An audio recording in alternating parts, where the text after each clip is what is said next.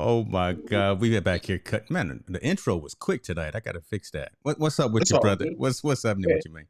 man, blessed, man, as usual, man. 10 toes down, focused on this new year. Yes, Staying, like you said in the back, staying focused on what we're doing, trying to. and just trying to make things happen, man, for the family, man, and just count my blessings. To be honest with you, man, counting my blessings. Nothing wrong with that. Nothing wrong with that. We're Yeah. doing the same over here. Welcome everyone to the show, Team No Sleep, Tuesday, February the 8th. We got, as always, a lot of stuff to talk about.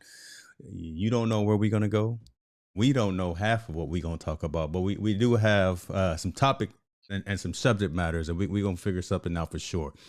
Well, we always like to start with kind of a social impacting story. We've been wanting to talk about the situation with uh, the NIL, name, image, and likeness. We broke NIL news. I've said this day zero, right? Before it was commonplace, before Fox, before CBS, ESPN, everybody was talking about it. We were bringing that up and talking about the aspects of that and how there's pros and cons to it, consequences of 18, 19, 20-year olds now coming into a pocket full of money because they're working at Burger King and they're getting paid for their presence. But now real money is starting to transact, and there are schools that don't have the capabilities of providing these athletes with the same types of funding and NIL offerings that someone like a larger schools, the Dukes, Georgetowns, the USC's, the UCLA, things like that. Lane Kiffin out here at Ole Miss talking about he's done some pretty good things from a recruiting perspective, but when it comes to dollars and cents, feeding your family, taking care of the generational wealth, all that, and these kids are thinking about this right now at 18 years old. Ole Miss can't compete with those larger schools, and he sees I don't know if he sees the problem, but he sees the challenge with the way that this whole thing is starting to shake out because now it's starting to affect him and his school. Tell me what you think about Lane Kiffin and his remarks, talking about he's got a great recruiting class, he's got some good players coming in to play on the squad. Excuse me, to play on the squad, but he cannot compete with UCLA. He cannot compete with the Stanfords and the big schools like that. They got deeper pockets and bigger boosters. Yeah, I'm with Lane Kiffin. I think we've touched on this several times. I think it's good. It's where he's coming from a standpoint is like Lane Kiffin. I think had like the third ranked recruiting class this year, which is phenomenal for Ole Mm-hmm. Miss. Mm-hmm. But he's echoing it as well as Nick Saban. They know it's not going to be sustainable because money is starting to come into play. And places like the big cities such as the LAs, where the USC's and UCLA's reside at, the Oregons where Nike is a funnel, the Yeah. Oregon States where Nike is a big funnel there. They see the money's going to be starting to go out west, and those top prospects and start athletes are going to start going out west, I believe more so. And they know they're going to start losing that battle.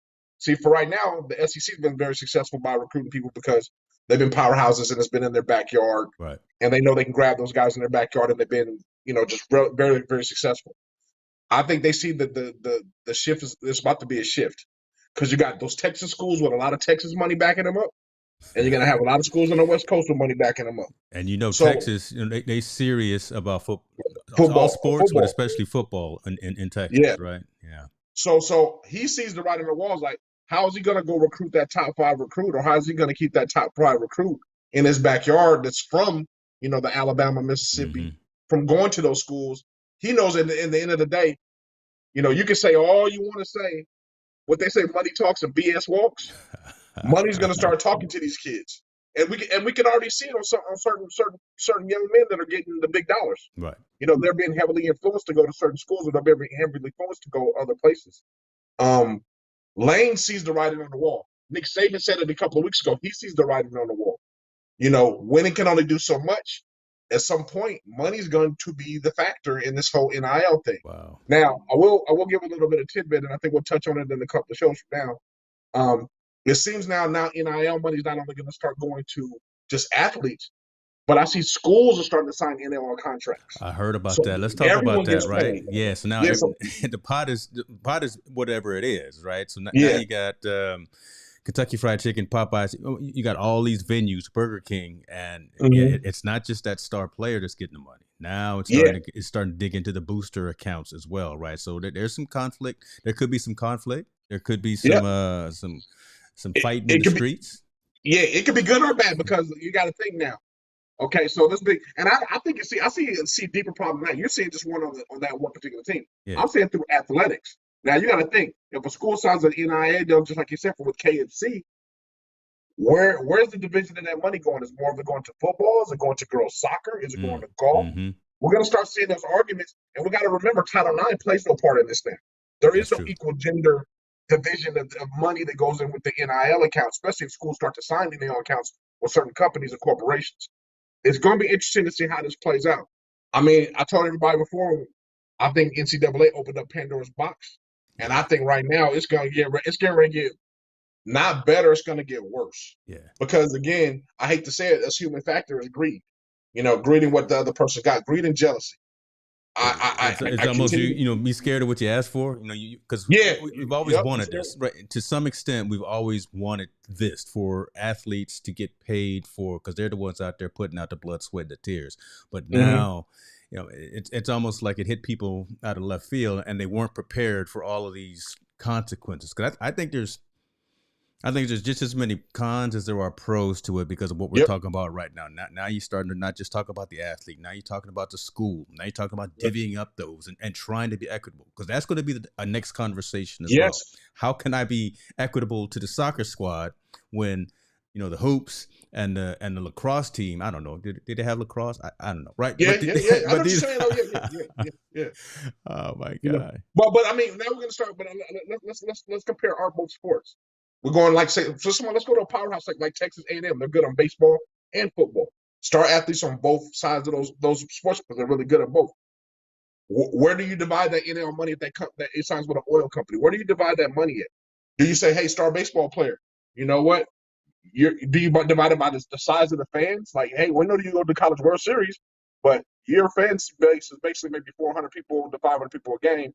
What we say the Texas A&M football player that's a quarterback, we got to get them a way bigger chunk because they're drawing 60 to 70,000 fans. That's great. A game.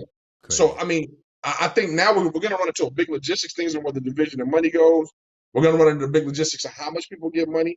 I think, and then you run into also there's two folds. I don't know if people know, but at the Division I level, FBS, if you're on scholarship, you get a stipend. You already get money to live off of. They cleared that a long time ago. Some schools get 900. Some people get $900, 700, but just depending on where you live. Now you're coupling that with NIL money. That's either given by the school now or going to be given to different individuals. So college players can't complain about not getting paid anymore because they're now getting paid. But now you're going to run into the thing is where there's a vast drastic on that pay scale. It's huge. Right. You got one player that's going to be getting $1 million in college and setting his family up for the rest of his life in college, and you got one player that's going to be making $1,500. Now, that's not going to go over well, but when they start really cashing those checks, exactly, right? Especially when you think you're supposed to be getting a check like that and you're not, there's going to be some consequences. So, but also I think the plays the game now in the game. I don't know how college athletes now are not involved with agents. You got to think agent because now you got to think. I forgot the brother's name that works with LeBron, who owns all the top basketball players. Yeah, you're not talking about Mav Carter? Yeah. So how is he not going to be able to go after the top collegiate player or top high school athlete, get him an endorsement deal, and now you're working with me as look, I'm getting you all the endorsement deals. Now the agent controls the narrative where he's going to go. If he's the number one draft pick, I'm like, no, he's not going to play there. He doesn't want to play there. He'll just sit out another year. He's already got millions of dollars. He can sit out another year until he can figure out how to get into the game to where he wants to go play. I think now ownership in those industries they've lost a lot of luster with this NIL stuff. Because now as a college player, if I'm the top junior in the nation and I'm going to go to, let's say, Houston, Texas, and I don't want to go there, I'll just say, I'm going to just sit out a year and work out. That's true. Make my money somewhere else and go. Because you call the shots. Because all the tables have turned now, right? It really is that superstar quarterback coming from high school in Texas somewhere, calling all the shots. It doesn't matter how many coaches and recruits and how many people from a school come to his parents' house. That athlete calls the shots, and it's not just the education piece. Yeah, he's going to go there they're going to go there for the education, but yeah, where is all this extra income around the school that I could be getting. But I think you're missing. I don't think it's the education piece. I think it's just No, the I'm saying they're almighty not going dollar. to be focused on the Yeah, education, they're right? not. We all want them obviously to focus on the education piece, because have something to Yeah, fall back on, because not many of the athletes in college, right? They're not going to make it to the pros. We all yeah, know that, but mm, that's not the draw anymore, right? To go get that 4-year degree or whatever. It's about, and it's not even about my squad getting to the national championship. nope. What are the places around the school where I can go make this extra little bit of coin, right, to take care of me Mhm. when I need some extra money? Well, and you know what's funny? Mm. Let's go back to remember Kirk Herbstreit's comment. Remember he was like the Mm-hmm. college football player today Yeah. doesn't like college football. I think now college football players and athletes in that horizon realize they are assets. Yeah. They're no longer the pawns of the schools. They are assets, and I have to protect my asset. I read a quote from a young cat that was at the one of the All-Star games. He said, "Why would I risk millions of dollars to play in a bowl game and risk injury instead of just go ahead and prepare to get drafted? I've Oh, committed my obligation to the school. especially a Senior Bowl. Nobody Yeah, would yeah, yeah. have. Like why would the only reason why you go to the Senior Bowl is to increase your draft status to make more money. A bowl game does you nothing. It doesn't give you more money. It doesn't increase your draft status. It doesn't do anything. It just helps the school make money. Yeah. So he's like the young man said, and I forgot his name. He was just like, why do I risk myself as an asset to getting any damage to me and playing in a bowl game for a school when I'm risking millions of dollars, because if I get hurt, the school doesn't pay me millions of dollars. Man, it's crazy. So I think that, man, this NIL thing has changed the whole platform and has given student athletes control I of their narrative. They're controlling their narrative now, which I don't think that was the intent for college football, but that's exactly what's happening right now. They're controlling their narrative, what they want to do in college sports. And it's only going to get worse because now there's more money out there and the disparity is going to start to happen. We talked about before, it's going to be the haves and the have-nots. Yeah. Big schools, big cities, haves. Small schools, small cities, the have-nots. Lane And they'll Kiffin, never Ole have a chance Miss, to not compete in have the not. national scene. Yep, they'll be part of the I have-nots. liken this as you were saying that, and then hey, Mr. Cox, I'm gonna put your comment up in a second here. I liken this to the dream team for the Olympics, right? Yes. They were the best, and then there were a lot of players after them that said, I don't want to go play for the Olympics. So Yep. Coach K's got to find, nobody's scrubs, but Coach K's got to find second tier, third tier, fourth tier players to go out there and compete at this grander level. But Yep. a lot of the superstars, a lot of those athletes, a lot of those players were saying, this isn't in my best interest. And it's almost kind of the same thing with this, right? These players know that they control that entire narrative, and they can decide if they want to go here or there based on what's in their best interest. Yeah, I agree. I think they control the narrative not on that part. I think they control the narrative even more so because we got to think about what are you as a college coordinator going to tell me when I make more money than you? I'm the high school at a college level. I make millions of dollars already, and you're this guy peon that's making $70,000 a year. Man. How are you going to tell me what to do? That's crazy, man. You got to be, we have to be realistic about how this thing goes. And we got to understand the mindset of a 17, 18, 19-year-old, 20-year-old, especially someone that's pretty arrogant and been on top. He don't like to be told to do. He doesn't like to be told a lot unless somebody that's more impressionable on him. So can you imagine me, Montel Allen, coaching this kid? I'm making maybe $110,000 a year, and this kid's coming on the field, never even played at college down. Never even played. And he can come in my meeting and be as disruptive as he wants because he's a hot ticket and he's a hot commodity, and he's making more money. Brother. Now, again, the pressure's on the colleges. Hey, we just got this kid this NIL, or this kid's got an NIL. He's making $4 million a year. You need to get him ready and put him on the field. Now, whether I can do that or not, if he's listening to me, that's a whole other ballgame. But the bottom line is, we're running into a whole lot of issues with this thing coming in. The longer it goes, everybody says, we don't know if that's going. It's going to happen. We know it's going to happen because it happened when we didn't make no money. I can only imagine it happened with these guys making millions of dollars. It's going to happen. So exactly. We're going to run into a lot of different scenarios. I think at the collegiate level that this wasn't well thought out.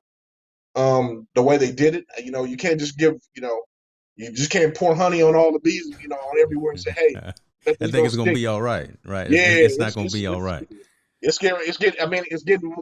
You know, think about it. From the first time we talked about it to now, look how murkier it's got. It's got so murky, and so many intricacies that go into this NIL thing. Yeah. And we're just scratching the surface of how this works. Hasn't even really kicked in, right? I mean, and you think about it too. When the Sabans of the world start talking about it and having doubt about it, someone else has to listen, right? We can talk about it. We can Monday morning quarterback it all we want to and speak third person looking in, but Saban is someone who people listen to. And when he's got issues about it, because he can go to anybody's house and tell them, you come in to play for out. You know, and most kids will say, you know what? Yeah, your track record speaks for itself. But if there's not enough now subsequent stuff to come in with that, okay, I can win a title and all that. That's great too. But I want that car tomorrow.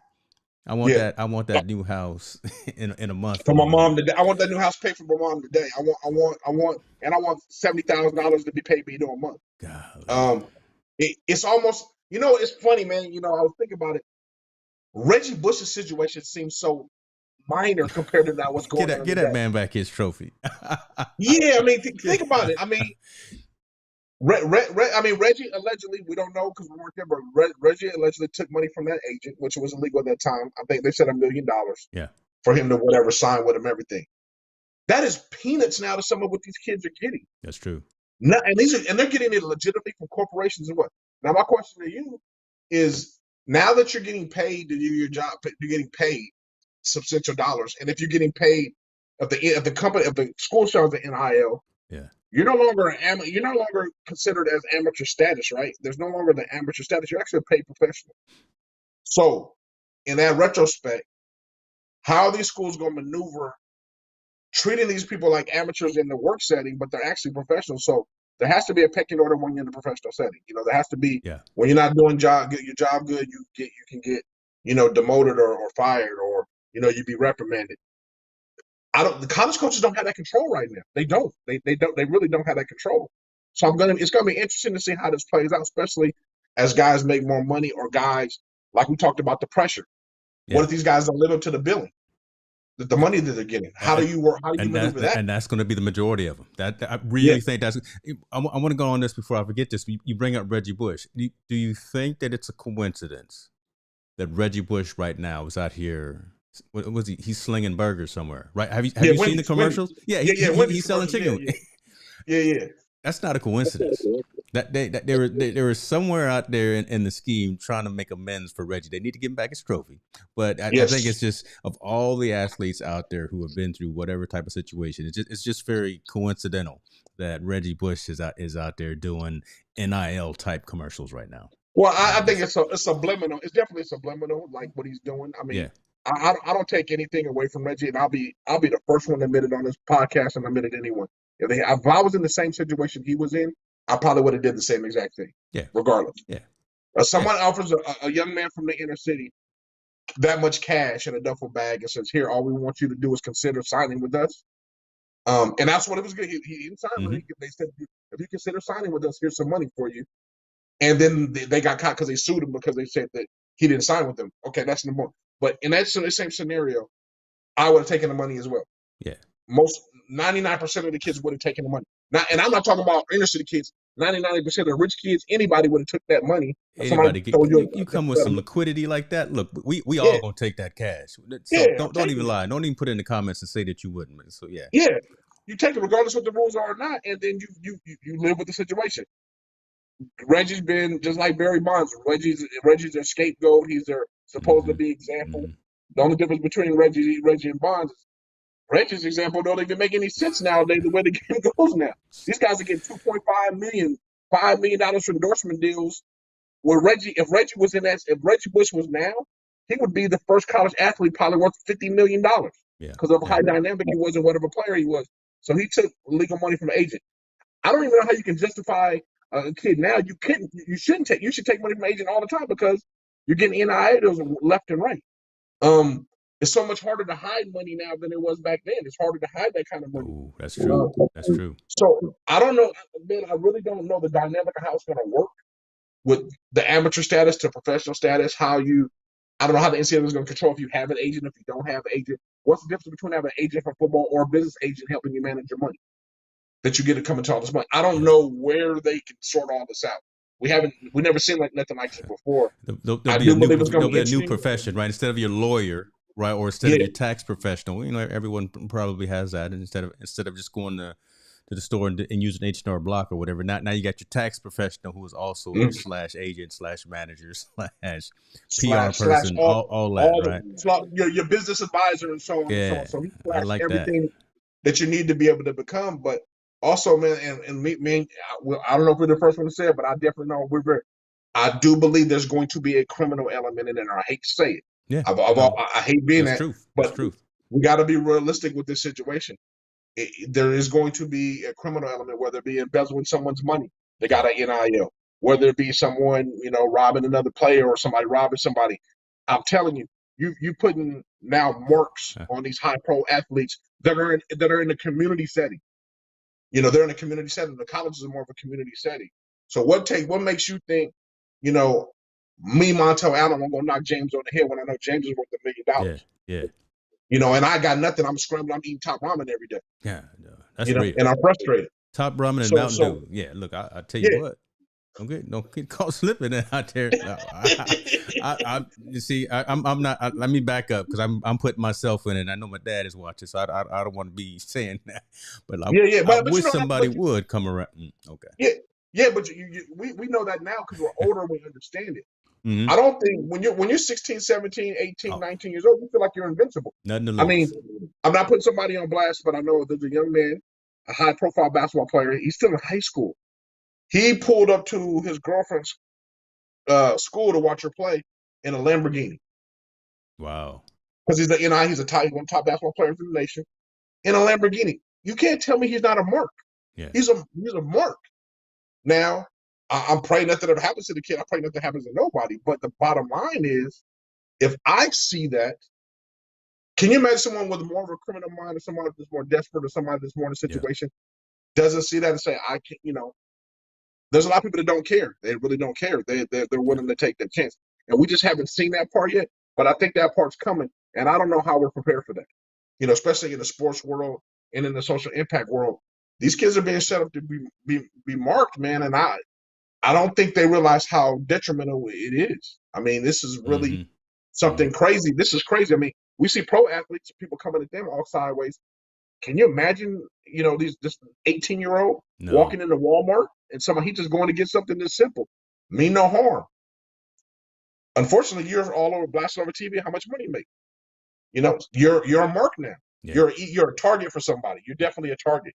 So an easy target too, right? Easy target. So we haven't seen it yet, but man, I think it's coming, man. And I feel bad. I mean, I feel bad, but I don't know the answer, and I hope the NCAA is putting things in place to protect these young men or young ladies from these situations and giving and educating them, saying, hey, you need to be very more resilient and understanding about your surroundings. Yeah. You need to know what's going on around you because right now with all this money you're coming into, you are a target. I mean, can you imagine USC? We know where USC is located at. USC is tough, man. USC is right in the middle. Look, it's a great right school, in the middle. But it's in the middle of the hood, man. You don't want to mess around that. Yeah. What would somebody that's in a desperate situation say? Okay, I'm gonna wait around until I can see this dude, and as soon as I see him, I'm gonna get him. Right outside the walls of the campus. Yeah, yeah. Ooh, it's just crazy, man. What you gonna do? What you gonna do, man, hey, Mr. Cox? Let me get back to your question, man. You was asking some good questions. We started going down a rabbit hole, and we trying to take care of the youth out here, though. Mr. Cox is saying, "Are you coachable? What happens when they become a problem and the players lose playing time because of their attitude and how they are as a teammate?" Good points, man. Right? To answer that question, I don't know how you do that at this point because you no longer have leverage. You got to understand the coach now has leverage. Hey, if you acting out of line and getting out of pocket, I can take away your scholarship. Huh? Who cares about my scholarship? I made $1 million. I don't care what you do to me. I'm richer than you are right now. Yeah. So we hope kids don't act that way, but there are some that does. I hate to be that way, but there are some kids that are very arrogant like that. So what happens in that situation? I don't have the answer. I don't even think coaches have the answer. I don't think they have the answer either. What they're going to do in those situations.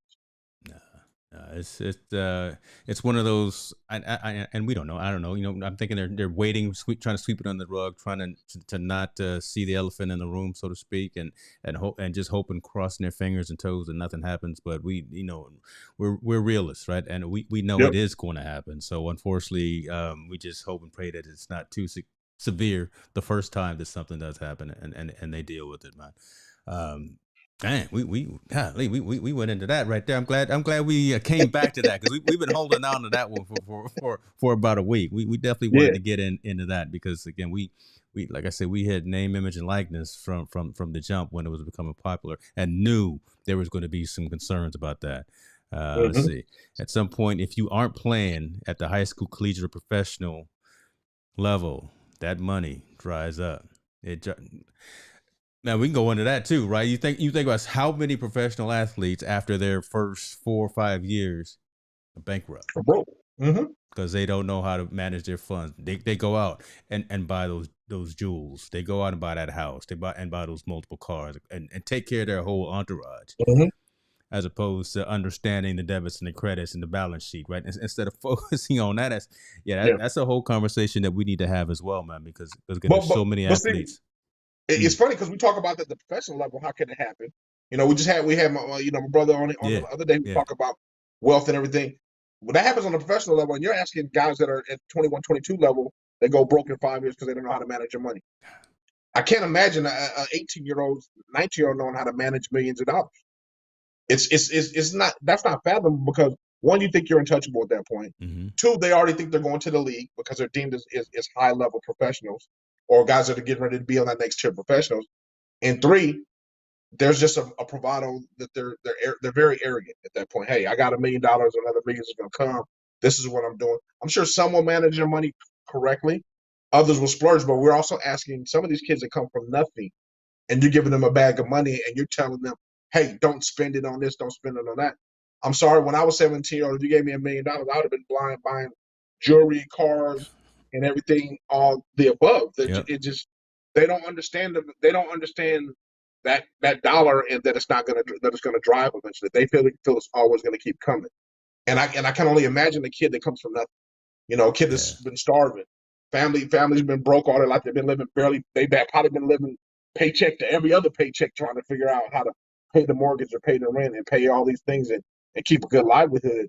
And now I'm like, hey, I got a whole bunch of money. I'm gonna help my mother out. I'm gonna buy her a brand new car. I'm gonna buy all this intangible stuff that won't appreciate to worth crap, but I'm gonna buy it because I never had it. Yeah. I'm gonna buy it because those have always been the wants and the things I thought I always needed to have, and I'm gonna take care of my family because that's the things they always wanted and needed to have.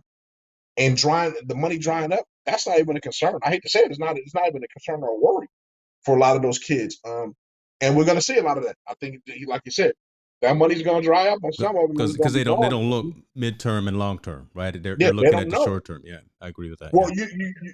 you can't do anything. If you don't know, you don't know, right? Now we've always talked about that before. If you If you don't don't know, know, you don't know. So if the only thing you know is going to McDonald's on the weekend is like the biggest thing that happened to me the whole month, or the biggest thing that happened to me in months.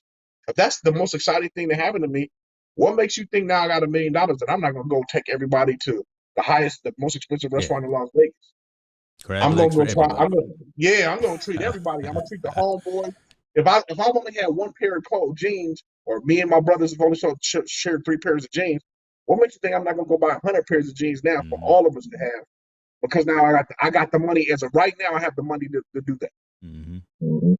So they don't know any better, man. And I don't fault him. I'm hoping that colleges put something in place to educate them. We hope that there's people there to help teach them. But at the end of the day, man, I think their circle that's around them don't know either. I mean, you can't teach. It's hard for those people to understand that philosophy that you want to invest for the long term. A True. lot of them, they want to live for the now. Right. They want to splurge right now, and you can't fault them for that. They just don't know any better, you know. And like I said, I hope the schools educate them. Hope they put something in Yeah. place, talk to them, get them right, so they don't go broke in the next 5 or 10 years. Yeah. I'm hopeful that folks from the professional ranks will trickle down to the collegiate ranks and have some of those people talk to the younger athletes to help guide them and mold them as this is happening. Because again, they've dealt with it at the professional rank, so now just triculate that down to the younger folks. But you know what though? Before we go there, but Yeah. There's going to be that division, right? I mean, it's kind of almost like hip hop. The older school generation and the newer school generation. Where I think the younger school generation at one point will not want to listen, and we deal with this all the time. We always talk about, hey, you need to do this. I'm not listening to you, man. I'm gonna do my own thing.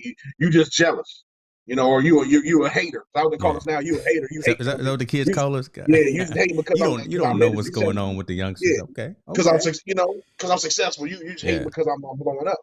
Where they're trying to educate you on, man, move a little bit different because you don't want to lose everything. But I honestly believe, James, I don't think they're listening, man. They just don't want to listen. They want the bling because they never had it. That's all and that's what they see as a demon success. It's in the music too. I can't think of there's a song that actually says exactly that, right? Don't hate us because we don't know our history. I got to think about that song. I'll probably listen to it when I'm in the gym tonight. But yeah. And again, that's part of the new this generation as well. Mm-hmm. Got to have all the information right away because they have instant access to all this technology, and got to have everything that I thought was withheld from me growing up. If you're going to give me these funds, if you're going to give me this duffel bag full of 20s, I'm gonna go throw it up and make it rain somewhere and everywhere and let everyone see it. But that short-term thinking is just detrimental to long-term success. So hopefully somebody steps in the gap. Someone talks to these young cats and says, "Look, that's just not the way." I think the majority of folks will listen. There will always be the folks that will say, "No, I know more than you do. You don't know what you're talking about. I can take care of myself. I don't need you." Yep. Someone will always fall off. Someone will always fall off. Humble. Oh, Kevin, right? You know what, Kevin Cox? I need you to DM me. I need your address. I need your shirt size. I'm hooking you up. You the moderator on a mission, man. Hit me up in the DM, brother. You've been coming with some fire lately, so appreciate you on that. So don't forget, it's recorded. I told you, DM me with your shirt size and your address, brother. Got a binding contract right now. right there. I'm trying to hook them up with some gear. Let's keep going. Yeah. A lot of stuff going on. NFL, a lot of stuff happening. I don't know if it's all good. I don't know if it's all bad. There's just two. We'll start in the middle. We'll talk about the Washington football team. Oh. Only reason we're gonna talk about them is because when they announced the name, they drove out in my car. They drove out in those Teslas. So I that's the only thing that I like about what's happening with the Washington football team. Talk to me. What do you think about these Washington Commanders? That's a horrible name. That is one of the most horrible names I ever heard of in my life. It's a horrible name. They would have, man. They could have stuck with the Red Foxes. They could have came up with a better name than that. But the Washington Commanders is horrible. I think epic fail for their marketing department. Epic fail, I think, in my opinion. They need to hire, someone like MDH here to help them with the marketing before they. Yeah, man, I would have came up with something a lot smoother than that. But I mean, hey, the owner does what he wants to do. Obviously. They feel that that's the name they want to live. I understand they're trying to embody Washington D.C., the Commanders, Commander in Chief. That was the meme that I saw. So when Kansas City and Washington play, it's the Commanders and Chiefs playing. Yeah. It doesn't make any sense, man. And I know they were being politically correct by removing the Redskins. Yeah. No offense to the Native Americans, but I do believe they could have came up with something a little bit more creative, a little different. I liked Washington football team. If you can come up with something better than the Commanders, the Washington football team. I would have been okay with that for as long as they could, but. Man, it is what it is. We'll get used to it after a while. But right now, epic fail, man. That's just horrible. I'm not getting any of their gear. I'm just letting you know. I will not be rocking any Washington Commanders gear. No. And nobody on their squad will be on my fantasy league as well. So that's the easy NFL question and statement and conversation right there. Pro Bowl happened. Epic fail. I think that was a game. I'm not sure what that. It wasn't even a practice. I don't know what's going on with the Pro Bowl, and it's embarrassing to be honest with you. To me, what's Mhm. going on with this Pro Bowl? No tackling, no real. Mac Jones was the only one out there balling. Mm. And again, I didn't watch the whole game because Yeah. when I first saw whatever they were doing in terms of drawing up plays and running up and down the field and not playing, uh, I turned it off. But talk I, to me what you think about that.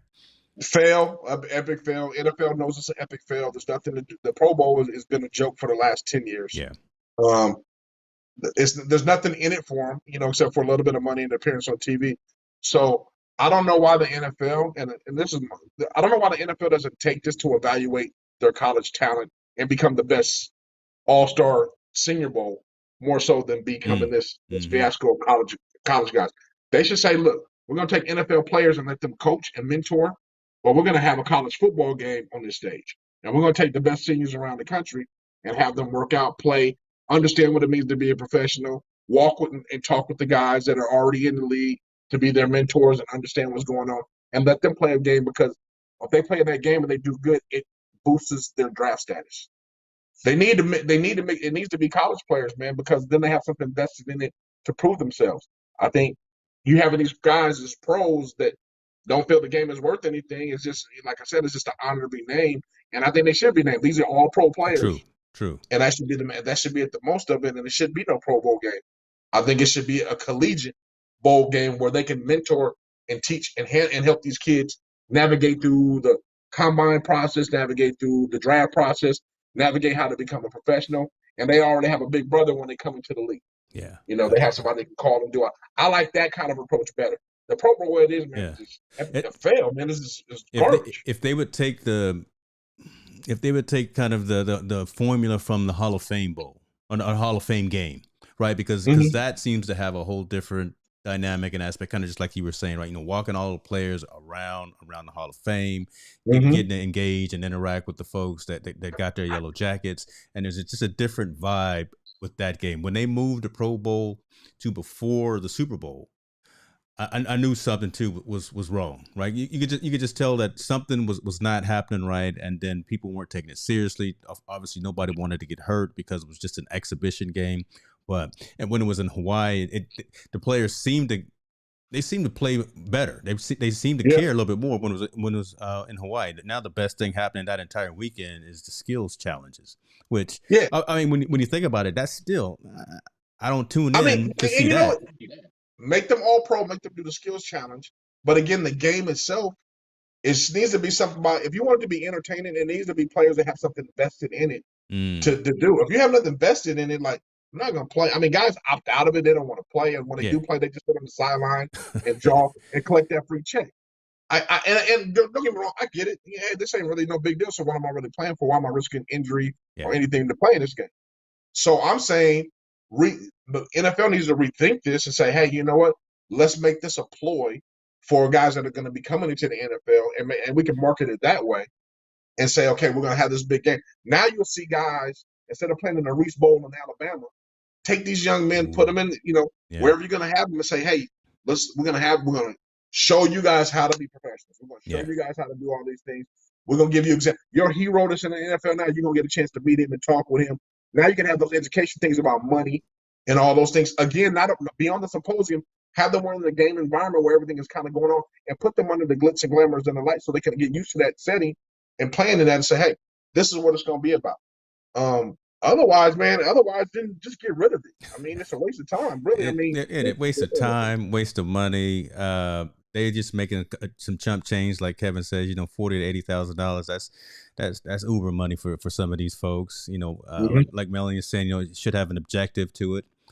Make it more about the fans. They just really need to sit down and figure out how to make this thing worthwhile watching and worthwhile spending all this expense for. Or you're right, man. Just get rid of it. Right. Just have an award show, give everybody a piece of cake, and call it a day. Cut them a check and be done with it.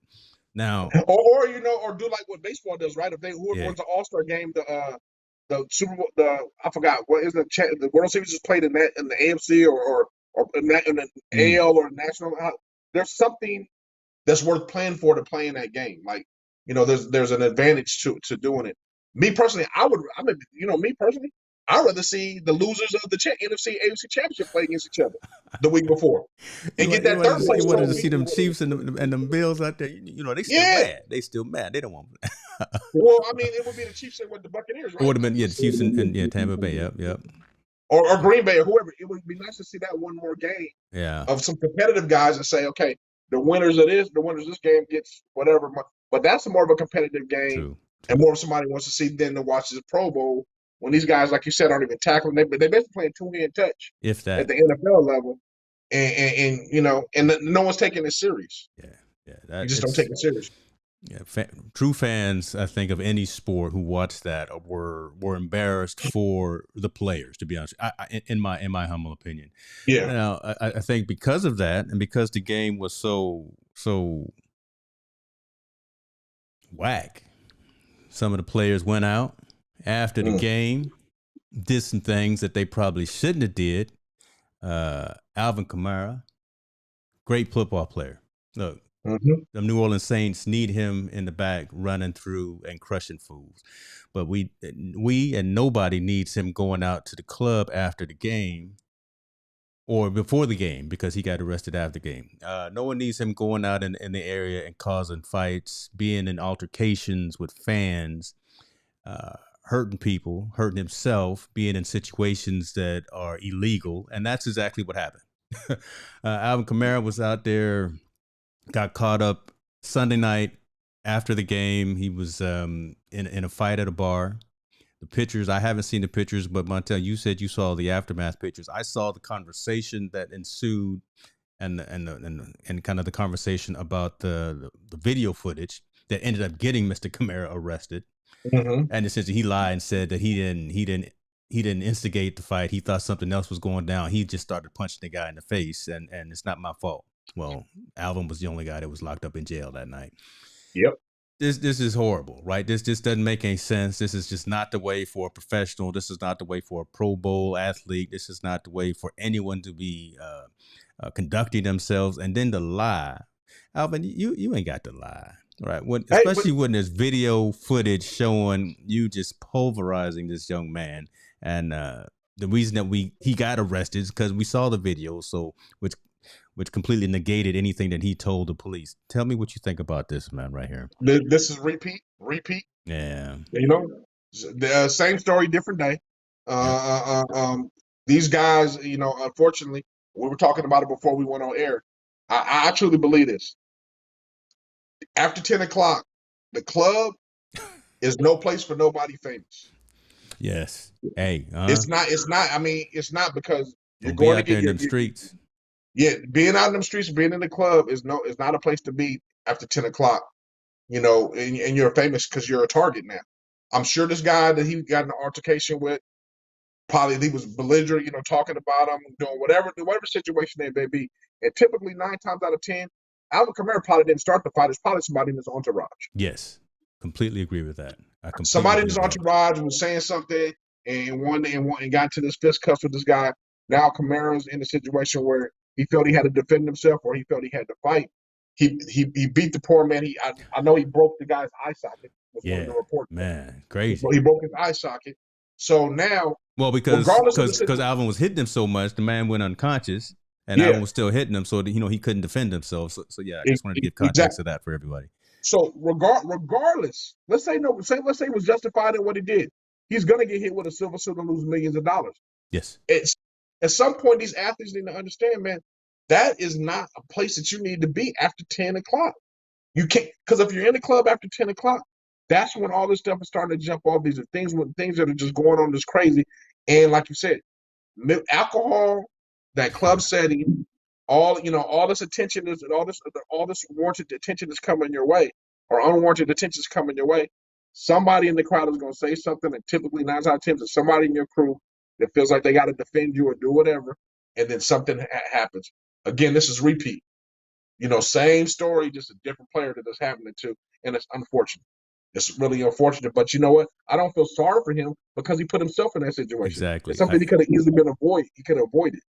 And He could and have avoided the situation. and he knows better. Again, we talk about these athletes who should know better. He knows better. So Yes. so for one thing, if he gets found guilty of this because he was charged with battery resulting in substantial bodily harm for this altercation, if I believe he can get up to 5 years for Yep. this particular case if he gets charged for it.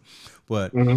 yeah, they're in Vegas, but he's in New Orleans, so he knows that type of a scene, right? He knows that there's folks out there in the streets. There's a lot of drinking going on. He knows that atmosphere where he plays, where his home is. I think it's more severe there than it is in Vegas, to be honest with you. And he should know. Again, don't get caught up out here when you got folks that are trying to put their chest out at you because you're Alvin Kamara and you're running back for the Saints. Brush that off. Tell one of your partners in your entourage to deal with it. Whatever. Do something, but don't get into this type of a situation. I'm different than you. Just leave.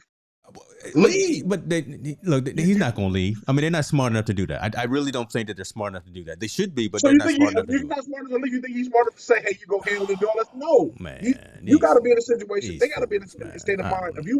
If they keep, this is the part that's funny. I don't know. If you're saying you're an athlete and you want to protect yourself as an asset, right? Keep on saying, but yeah, you want to have all the freedoms to not. You want to have all those freedoms that put your asset in jeopardy. Yeah. You want to go out to these clubs. You want to go out and go to the strip club. You want to throw $80,000 in the air that draw all this attention to all these things, and yet you don't want to make yourself a target. You don't want to. But guys, then you got to understand, in the profession they're in, and the livelihood they're in, you're a target. Yep. You are in that situation. You need to go home. You need to make sure you get out of harm's way. If you want to party, go party at your hotel or go party at your house. Go. You can't be in this situation where you're in the club, because if you're in the club, you're gonna get tried like this. Your boy's gonna feel the need to protect you, but the only person that's gonna be doing some jail time is you. That's and it doesn't matter if you threw the first punch or you didn't throw any punches at all. The fact that it's a part of your entourage, you're gonna be charged with it. You're gonna be in that situation. Yeah, I agree. So completely agree. These guys, man, they need to wake up and understand it. And we have enough actions or enough of these incidents that happen that they should know better. It's not like this is new. It's not like, hey, man, wow, this is the first time Alvin Kamara went out to the club, or this is the first time an athlete went out in the club and then he got into a fight. Man, we didn't have this to happen from Ray Lewis in the Super Bowl. All the time.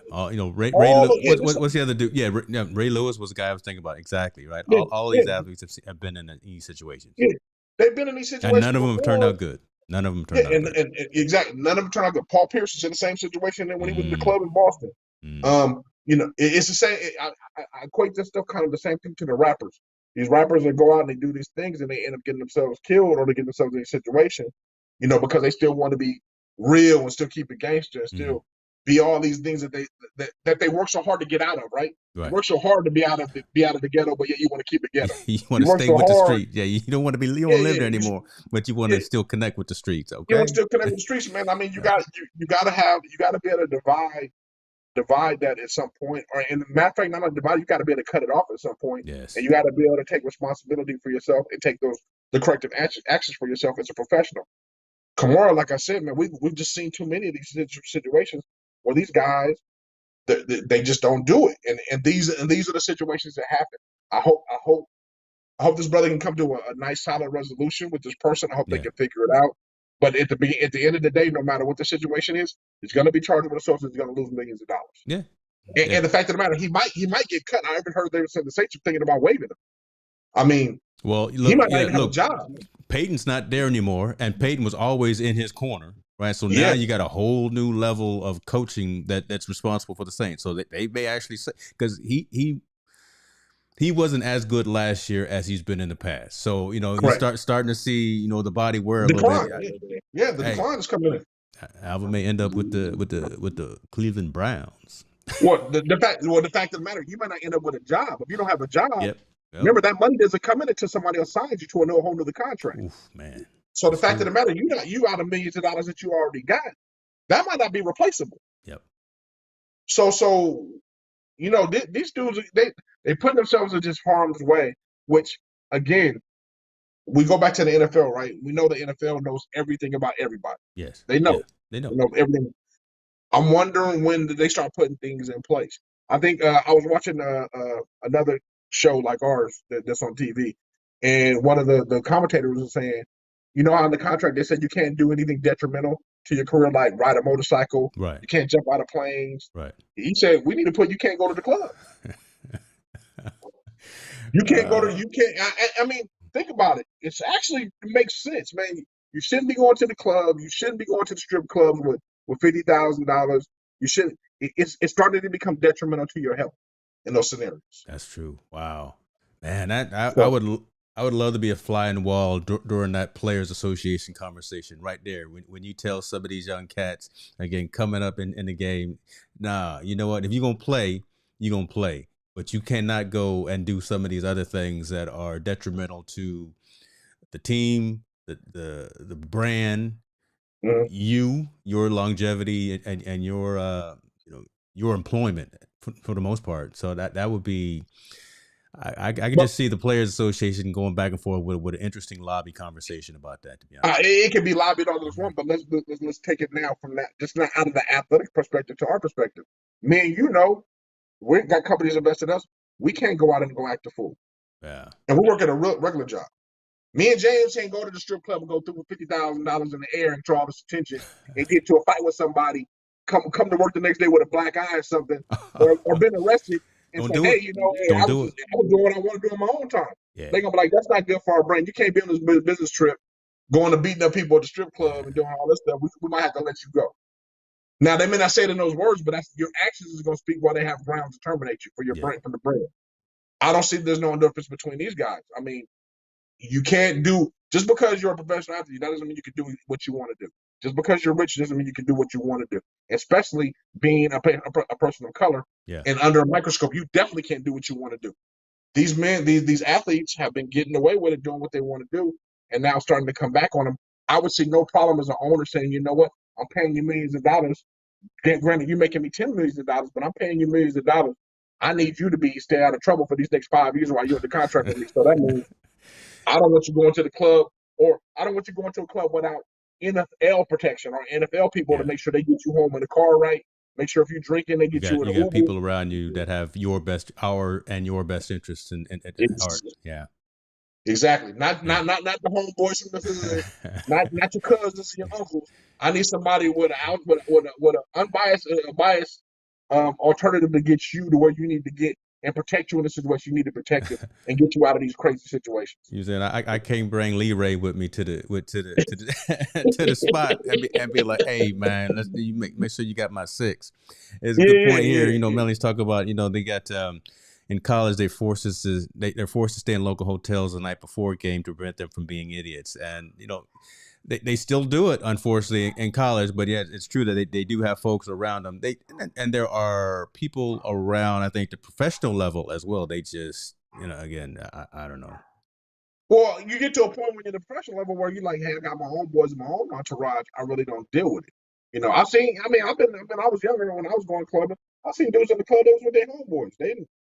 It wasn't nobody to make a rational or irrational decision for them. If something popped off, they would go ahead and do what they do. I'm telling you, it mimics the hip hop world. The rappers world. They go out and do their thing, and they with their entourage. And like I said, 9 times out of 10, it's a member of the entourage that starts the trouble or starts the fight. But the fact of the matter, they feel they got to still be connected and fight with them or get the altercation with them makes them guilty by association. There needs to be something. I shouldn't say there needs to be something. I wouldn't fault the NFL if they said something like that. It wouldn't be that far off. I don't think it'd be that far off of them saying something like that. Say, hey, we're trying to protect you. You can't do this while I'm paying you this much money. We'll see what happens after Super Bowl halftime show, because they're gonna be some different folks at the halftime show this year. so we'll see what happens. Your boy AB is I think he bought a couple of suites because I think he works for Kanye now. Whatever, man. Don't mention that dude. Don't mention that dude. That dude is crazy. I can't even say that with a straight face. But so man. We'll see how that all works out. Back to NFL. Let's close out the whole football conversation, because there's a lot of movement that's happening, at least from a coaching perspective. We know that some players are happening. to close out the Kamara situation, hopefully the dude that got hit is going to be okay. Kamara's he's gonna be a little lighter in the wallet. He hopefully learns from this. If he goes to jail for this, we'll see. Who knows? I think he has some great lawyers, but again, what he did was wrong, and just being an idiot, being stupid out there. You should have known better, but we'll see what happens. Coaches are moving left and right. Some coaches that probably should be getting these head coaching jobs aren't getting these head coaching jobs. Some folks that are getting fired shouldn't be getting fired. I talk about the Brian Flores situation out there in Miami and the allegations that he's been bringing up. Let me bring that up, right? Because what he's talking about, he was told to or asked to throw games, right? And hold on, that's the wrong one there. Hold on, let me see it. So we got too many things going on. Here we go. Brian Flores, right, talking about throwing games, and he was being offered cash from the owner to throw games, and Brian is saying that he didn't do it. He didn't want to do that because that goes against his integrity for the game and things of that nature. But owner's says I'll give you $100,000 to lose this game so we can stack our draft choice for next season. That's crazy. So, Brian is saying that's one of the reasons why he got fired. I mean, you know what? It's conflicting. Mm-hmm. I don't know. This is alleged, right? This is allegedly. This is what Flores. This gonna stop him from. Before you go, because I want you to answer this, and I was holding on to this. This is going to prevent this brother from getting another job as a head coach. Never work in the NFL again, ever. He won't never work in the NFL again. Yeah. In my opinion, I don't think no one will hire him. Yeah. I think no one hires a whistleblower anyway as it goes. Mm-hmm. And he's going to be considered a whistleblower if this is even true, or if it's true or not true. No one's going to hire him. Let's be honest with you. I mean, now back to his situation. Let's just talk about Brian Flores in this situation. He's saying that they wanted to pay him to throw games or lose games. I don't know if that's true. I really don't. If it is true, then that really is horrible from Dolphins. And I hope Flores does air out the dirty laundry. But it kind of seems kind of weird to me. Like, the owner can do what he wants to do, right? He can tell you straight up, hey, don't play him. He's not playing today. Yeah. So your quarterback, your starting running back, and your two starting receivers are not playing because I said so. I make the final call. Right. I don't have to pay you $100,000 to lose the game, to call bad plays. I can just tell you we're not going to do it. And otherwise, and if I wanted to pay somebody, if you don't do it, I could pay the OC and the DC if I had to. I could find somebody to throw the game. So I don't know what I would love to hear what Brian Flores has. He says he has proof. Mm-hmm. I want to see what proof he says has of that. But from an owner standpoint, the owner says I didn't tell him that. I wouldn't tell him to do anything like that. And if I did tell him to do that, it really doesn't benefit me. Because at the end of the day, they're all collective bargaining and all that good stuff. So I'm not quite sure how this is all going to play out. Now, the owner side, he gonna be fine. Let's be honest with you. He owns the team. He all right. Yeah, that's what happened to him. He gonna be all right. For Flores, it's unfortunate because, in my opinion, he would never work in the NFL again. Ever. Regardless of how good of a coach he is. Nope. No position. No position. He burned her. If he doesn't win this case, he just burned whatever money we talk about somebody that better invest their money right. He better hold him to the chips he got because he's not getting any more from the NFL. No one. Remember, that's the 32. That's the 32 owners only. They're all in cahoots with each other, and they all know each other. I think that it was funny because he applied for the Texas job, right? Brian Flores said he was interviewing for the Texans job. Well, he leaked those things about the coach at New England. What's his name? Brian Belichick. Not Brian. Yeah. What's his name? Brian Belichick, right? Yeah. Not Brian Belichick. Damn. What's his name? God, dog it. I'm old. Belichick. It's Belichick. Belichick is his first thing. I don't know. I don't root for him. I'm a Steelers guy. Remember? It's Belichick. Yeah. Well, the crazy part about it, the GM at the Texans is a disciple from Belichick. So, do you really think that GM was going to give him a job after you just leaked the text message of Belichick trying to throw him under the bus? I mean, if we put it in real best perspective, if I threw James under the bus and James, I threw the bus, and I said, "Yo, I'm gonna go get on another podcast," but that's James's boy that he mentored all these years. So you try to get on his podcast. You think he gonna put me on his podcast after I just threw you under the bus? Yeah. I mean, that's just good. I mean, that's just bad. I think Brian Flores, if he had, I think he aired the dirty laundry out at the wrong time. He did it in the wrong manner.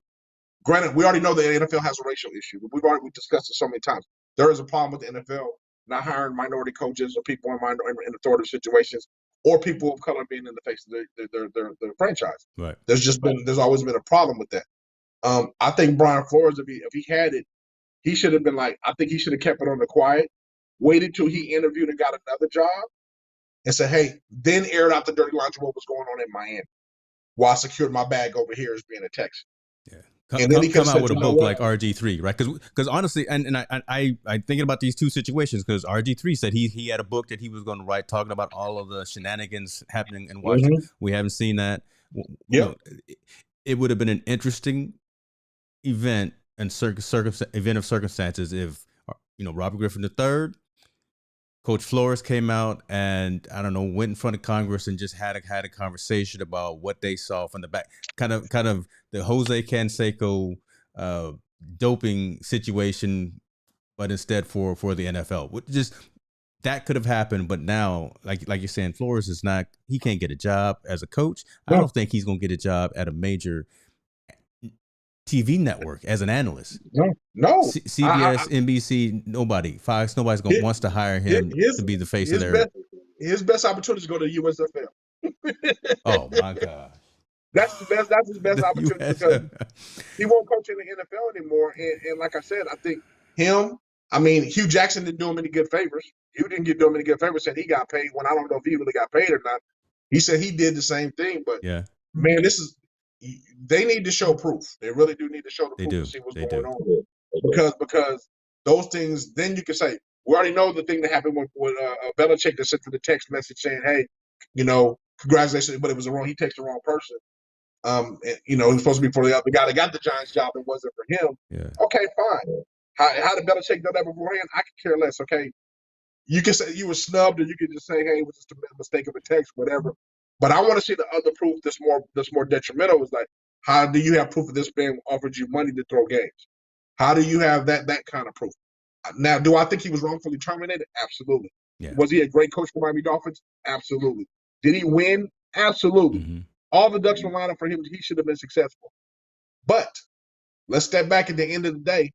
If I'm the owner, I can do what I want with my team and have coach who I want to coach. Now, whether I feel that you're the right person, did you earn a job? Maybe so, but I don't want you to be the coach because you are winning too much. I want to get somebody that wants to lose. So you know what? In that case, I don't want you to be my coach anymore. So with that being said, even though he got the wrong deal. Yeah. Him leaking those way he's doing coming at the NFL the way he's doing, he just burned himself to never have a job again in the league. So with all this, like I said, since it's allegedly, I don't know what's right or wrong right now. But if he has proof and he can't air it out, I wish he would air it out right away. Well, you can't just come to the table with this type of a statement and allegation, and you got to have something, right? Yeah. You got to have some type of tapes. You got to have some type of recordings or something. And I think it's interesting. And Tony Davis, good to see you, brother. Going to bring up your comment here in a minute. It's interesting that I would have thought we would have probably had more conversation about Jerry Jones from Dallas, just because of his history. But we're having these conversations about Miami, talking about. Well, Des Bryant, the former receiver, said that he felt that they were throwing games too, or that he felt that their team was throwing games at times when they were struggling as a team to kind of figure out to get lower draft picks on. But again, if you're the owner, and if you're involved like Jerry Jones is, I can tell you bench Dak Prescott, bench him. I don't want him to play. Mm. Coach, this is going to be our best chance to win. I don't care what you think as my coach. I'm telling you, he's not going to play. and Jones is a GM too, so right. I mean, so he wears all the hats. So, yeah. So for somebody to have to say they're going to pay you $100,000 to lose the game, it almost doesn't make any sense because as the owner or a person that's in the GM office in my life, you could control who plays on the field and who doesn't. Yeah. He can literally go down to the thing and tell somebody, you're not playing, take your uniform off and go. And they would do it because he's the owner. Now, would he receive backlash? He may help, but it doesn't matter. He's the owner. He can control it. So I don't think he has to pay the. I don't know if he offered him $100,000. I don't know what that scenario is, but I want to see the proof. Yeah. If you show me some proof to some allegations, say, hey, this is how I know this guy did it. Okay, then now we got something really to hang our head on. This is maybe something that is really going on in the league and all that stuff, or something that's going on with teams that are losing. but it's hard to say it without any proof. I mean, that's just like me. That's like somebody going in the theater screaming fire. Yeah. And if there's no smoke, Yeah. then how you gonna tell me there's a fire going on? Yeah, this won't die. This won't die down on its own. Goodell's gotta jump up to the plate here, and he's got to run with this, because you can't just make those types of allegations. You're talking about hiring inequality. You're talking about racial you're talking about a whole bunch of hot topics here, right? And you again, you haven't shown us the proof. You haven't shown me the marks in the hand, and you haven't shown me all that. We tackling the racial issue. That's a whole different ballgame. We know that exists. We Yes. already know. Yeah. NFL is 100% guilty of that. True. There's no minority ownership. And like Brother Davis is saying right here, can we talk about the Texans, Lovie Smith over Flores? We know the Texans are a racist organization, but they slapped us with the hiring of a black coach after they tried to do a couple of the black athletes, Deshaun Watson and things of that nature. So really, you know what I said to that, man? And I know you weren't a fan of Lovie, I think, right? I'm not a fan. I'm still not a fan of Lovie. I don't think that was the right hire. But why would you fire one black man to hire another black man just to kind of prove a point? Let's be perfectly honest. Lovie's getting the job benefit of Flores. He's getting a job because of Flores. Flores making these allegations. Flores putting this on out there, saying these things are going there. NFL feels they need to really react and hire a minority coach. Lovie's a guy that's already in the organization. They're comfortable with him. Yeah. Lovie's not a guy that stirs a lot of stuff. But to me, it makes no sense. You had a guy that was there that was doing a really, really good job, that was African American guy. You say, oh, we don't want him. I don't know if they want somebody they more control, because Lovie's not. I don't know if Lovie's confrontational or Lovie's a guy that's out there. He seems like more of a less demeanor guy that doesn't really do those things. Kind of just falls in line and does it and just work. Does coaching. I don't know, man. I think he's just a benefit of all the things that are going on. Same thing with McDaniels. I don't know. McDaniels is the most qualified person you could have hired to get the Miami job. And it's funny. Let's talk about him. And the Raiders team. I mean, who got hired at the Raiders too? I mean, that was McDaniels. Man. Yeah. And that was a lot. The Latino brother. He was running that team and he proved himself. So, but let's get back to McDaniels real quick for the 49ers. Yeah. This is the part that makes me laugh. He's biracial. He's a biracial guy. Mm-hmm. And he's playing the one race in order to get this job. And I don't see nothing wrong with it at one point. But I also think he plays the other race when it benefits him the other way as well. So to bring to kind of put him in that situation, saying, hey, you know what, I got this job. I'm excited about it. I'm going to be the new head coach. Let's wipe race off and let's talk about qualifications. Eric Bieniemy, Byron Leftwich are way more qualified than him. I'm gonna put them here. I'm gonna do a little show and tell as you talk. I'm gonna put them right here. Right? Okay. They're way up there. And I don't know why again. What is the problem with them being considered for jobs? And for the Miami job in particular. Let's go back to the Texans job. How was Josh McCown a finalist? And if that thing didn't come out with him, that lawsuit or whatever didn't come out with him, he probably would have been the next coach. That's crazy talk, man. He wasn't a great quarterback, and now he's that close to being the head coach. He's never coached at any level, not even high school level. So you telling me these guys never coached before to become a head coach of an NFL franchise when you have all these other people that are more qualified than you? Yeah. And if we want to talk about color, we have all these guys of color that are more qualified than you. You weren't considering any of them. You said scrap it. Since Josh McCown is not going to be my man, it's going to be we're going to keep old Lovie right here because we know Lovie's already in the system. Yeah. He knows what we're trying to do. Let's just keep him here for at least another year, and we can settle this one out of dust up. That's my impression of what they said. I'm not privy to any of those conversations. What's going on? But that's what it looks like, right? That's kind of what it looks like on the surface. It looks like they just like, hey, this is kind of like hush money. Let's pay African Americans so they can calm down a little hush money at higher level. But so with that, and I'm gonna disagree with you, TD. I don't know I don't think this one's gonna go under the rug because, man, Flores is coming out with some allegations, and he hitting them over the top of the dome with this. He's saying racial injustice. You telling me to throw games that this is now messing with money, right? So yeah. I mean, Cap was doing what he was doing, and we a lot of folks, we supported him for what he was doing, and he was doing the right thing. But that was, I think the league is going to look at the Kaepernick situation and the Flores situation a little bit differently because Brian is coming out here and he's shining a light and saying, you know what, you, Mr. Owner, told me to do something wrong. I didn't do it. You fired me. I was doing a good job. My That's stats wrongful showed that I was termination. doing You just talk about right. So wrongful that's a termination. whole lot of different type of corporate conversations as opposed to just Kaepernick out there taking a knee and saying that he's fighting for the common man. There's a whole different type of you can't ignore that. You can't. But I think the at the corporate at a corporate level, right? And NFL being a large corporation. I hear you though, Tony. Man, I appreciate you. The bigger conversation is him money to lose games because now you're messing with gambling and the Vegas thing, and a lot of money. Yeah. So you're telling me you're paying him to throw games that they were normally either favored to win or going to win. Yeah. You just messed up everything that goes along with this billion-dollar industry that's the back end of the NFL. Yep. Yeah. You know, the NFL doesn't want to talk about that, but that's a huge that's going to Congress saying, hey, you're paying guys to throw games. That's illegal. That's point shaving. You go to jail for things like that. Yeah. You know, because you're giving an unfair disadvantage to people are losing money and betting money. That's a whole nother. Brian Flores, if this is true, he's about to open up a whole new can of worms on the NFL. There's an ugly side that he better be ready. Yeah, he better be ready. I mean, he probably again had great intentions and you know was in his right frame of mind and feels that what he was doing was the just thing to do, but. Man, he about to open it up, and the mirror is gonna be a two-way mirror, unfortunately. So hopefully his house is clean too, because it's about to get you about to have them alphabet boys looking at you, right? There's just gonna be a lot of conversation and looking under rocks. So hopefully Flores is okay. Because like we said, you're talking about the underbelly of the NFL. I mean, we're talking about fantasy football all the way to people that's gambling, you know, through these parlays. That's a big underbelly of money that you're talking about. Hey, you paying coaches to throw games. You're paying. You know, now that opens up another door. What else are you doing to have to control the narrative of the game?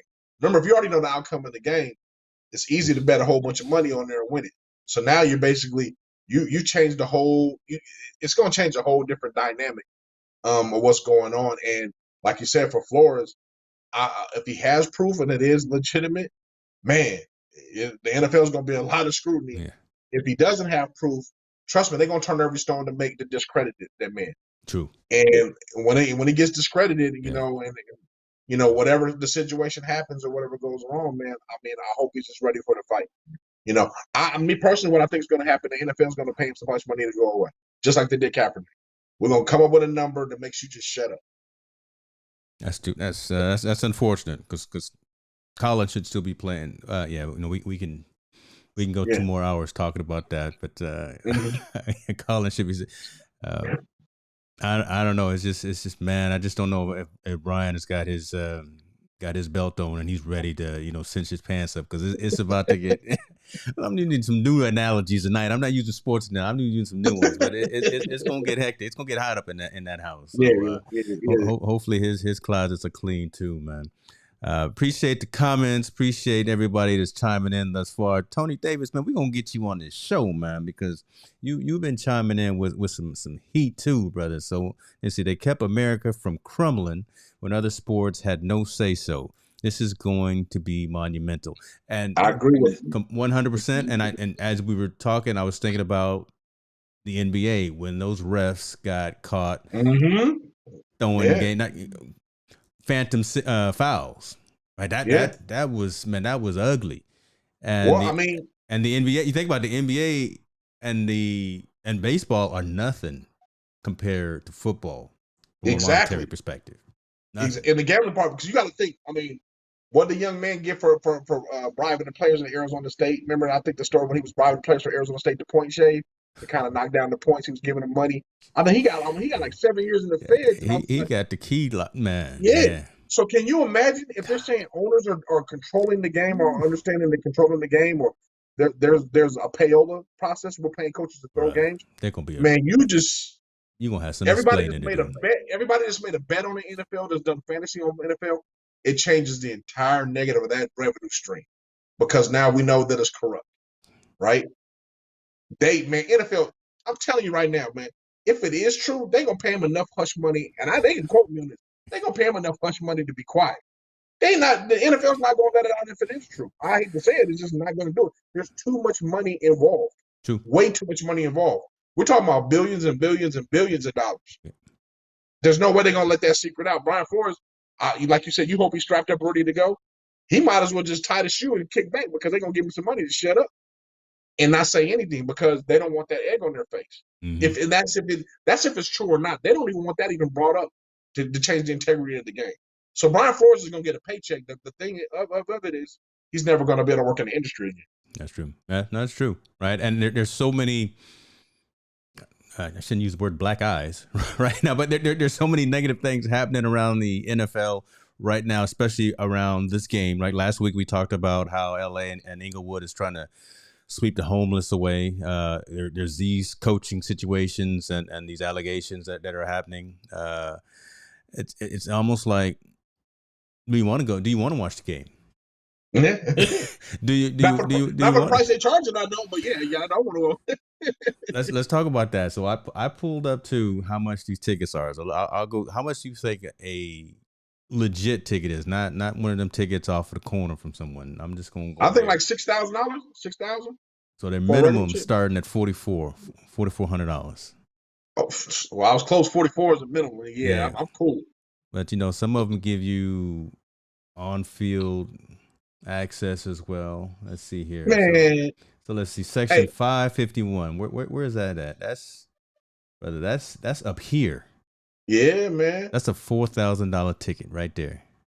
Brother, for $4,000, I can go buy me 4 TVs and put it in my house and get all the surround sound I want for $4,000 and watch the game. That is insane, man.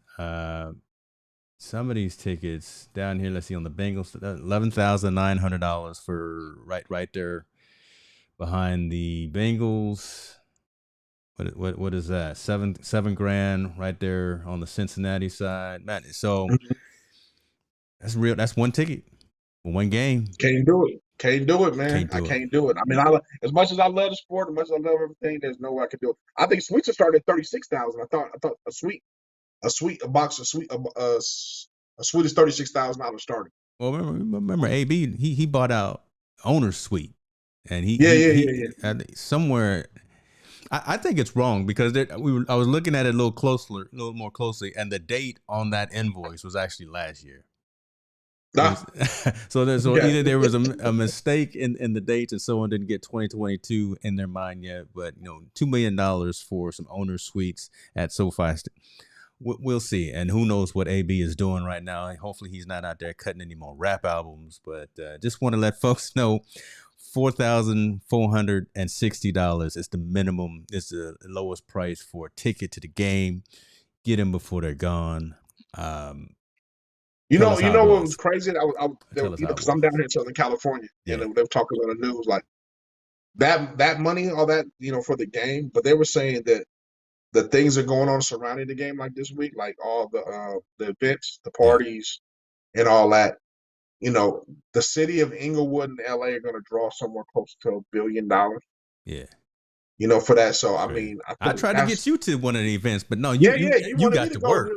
It was going to be today. I wouldn't have made it back for this if I went to the event. But, I mean, can you imagine? I mean, there's $1 billion worth of revenues about to come in with the hotels and all that stuff that's coming into the city. So that's a good thing. And all that stuff. I mean, this event is crazy. Like, I think they said the NFL Super Bowl was probably the biggest event next to the college championship as the second biggest event, one-day event that goes on in sports. I salute LA, but I mean, this is bizarre, man. How much money is coming out of pocket when we're supposed to be, and I'll just keep it out. We're supposed to be in this recession. We're supposed to be in this situation. There's a money crunch, but yet we're about to infuse one city with $1 billion. Yep. I know you don't have a dog in the fight. But we now's the time we go ahead and make that prediction. What do you think? I'm loving Southern California. I like the Rams, but I'm a root for the underdog, man. I like the story of the Bengals, man. I like Burrow's swag. I like Joe Mixon. I like Chase. But you know what, man? Like, I'm just gonna be biased. If I have to pick, I'm gonna pick the Bengals. But I want to see a good game. I'm hoping that Stratford can kind of get the monkey off his back and maybe Yeah. win something, and do something. I want Aaron Donald to get him Yeah. get him a ring. Yes. It should be very interesting. I want the Bengals to win, but I'm gonna tell you, I think the Rams are gonna win. I think Okay. the Rams got a lot. I think they're just too mature and too many veterans on that team, where the moment won't be too big for them. Yeah. I do think this stage is a little bit too big for the Bengals. I think this is just gonna be Joe Burrow's the coolest cat out there right now. He's been on every level. He's done his thing, and I think he'll play fine. But will the Yeah. rest of his team be able to rise to that same thing on this big level? I just don't know if that's going to be it, man. It's going to be hard for them to be able to stay concentrated. Think about it. You come from Cincinnati, Ohio to LA. You know how many distractions is going on right now? Right now, literally right now. What's going on in Inglewood right now? Yeah, it's tough. It's a whole different ball game. And LA guys, the Rams are used to it because they live in LA. Yeah. For the Bengals, man, this is all new, man. The clubs, the party, the superstars, the mottos, everything that's going on, man. This is a whole different thing. I think the moment right now, the stage is just a little bit too big. So I think I want them to win, but I think the Rams are going to win. I'll make my prediction. I think I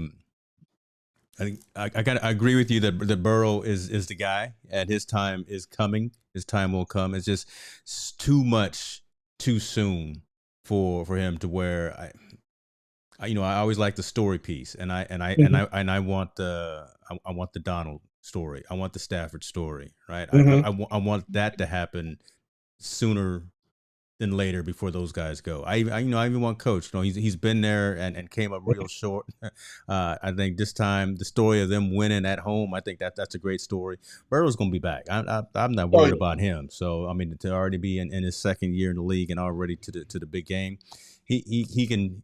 He played in the biggest stadiums. He won the national champion. He won the Heisman. Right. He's got all those accolades already. It's just I don't know. It just seems too soon to already be at the top of the mountaintop and be looking down from everywhere. So I'm gonna be rooting for LA.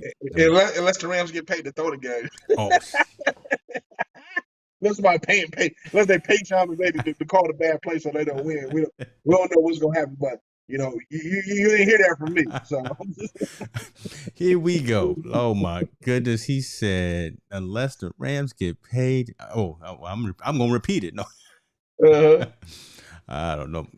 Dad, the party's over here, man. Come on over here. I was gonna call you later on anyway. So the party, well, they're not gonna hold on. How many? I know we got a lot of people watching on Twitter and everything too. Let me make. I'll talk to you after the show, sir. Yeah, we can come over here and watch the game. I want to invite everybody over to the house. I want to be cognizant of your time, though, brother. I know we had a couple other things. We went a little long on some stuff. We got a couple of stories that I think can marinate for at least another week. One in particular about Larry Miller out there at Nike. I still want to do some research on that. That's a powerful story, man. Yeah, that's crazy. We got to talk about that definitely. Yeah, I want to talk about that and do some more research on that. The Olympics. It's not much is going on. The reports are that not as many people are watching it. They're happening. So shouts out to all the athletes out there representing their countries and doing their thing. I feel horrible for the young lady, the 19-year-old born in LA who dropped her U.S. citizenship to be a Chinese citizen in figure skating. And the moment she stepped out there on the ice and did her spin, she fell. And she fell again the very next day. So she's crushed. I mean, I think of Naomi Osaka and I think about the whole mental health type of thing that's going on in her mind. And I believe she has to compete again sometime in the next coming days. So, those are the kinds of stories that I'm thinking about right now as far as the Olympics. But I haven't even watched my curling yet. So I haven't even watched my curling yet to see how them boys are out there doing, sweeping the floor. But we'll talk about that a little bit more next week. Let's go ahead and shut down with a good story though. Let's shut down with this. Talk about someone out here doing big things. And I'm gonna say it, someone probably we didn't think about that would be doing some big things. Dennis Rodman's daughter, Trinity Rodman, just signed the biggest deal with the National Women's Soccer League. there's two stories here, right? Because the deal, again, the biggest deal in NWSL history is for 4 years, $1.1 million. That's one story. I like the fact that, she got the biggest deal, but the fact that it's 4 years and I'm gonna say it, it's only $1.1 million. Mhm. That's a challenge there. But shouts out to Trinity for going out there representing. She plays for the Washington Spirit in the NWSL, and she's getting her money, getting paid, putting in work, and it's representing. So shouts out to her on that. What do you think about Dennis Rodman's Uh, daughter out there doing big things? well, first of all, she's getting $250,000 a year. That ain't no shabby money to be making to play soccer. That's number one. Yeah. Two, I think this moment is great for the league to sign her to get them some notoriety, and I think eventually, as good as they say she is, she's probably going to become the face of the franchise or the face of Imagine of that. what's going on. Imagine that. So she's going to be able to, I think, hopefully bring a whole new popularity to the sport, and bring some, bring obviously attract more fans, Mhm. and hopefully kind of get on the global thing. I mean, her father's a pulverizing figure, Mhm. within the basketball and Mhm. entertainment world. I think if she can mirror those footsteps any kind of way without maybe after shenanigans to just prove herself on the field, I think sky's the limit's going to be for the young lady. I mean, more kudos for her, man. I mean, there's nothing wrong with having that name and being great at your craft, right? Yeah. Yeah. It just kind of plays both ways, and she's capitalizing off of it.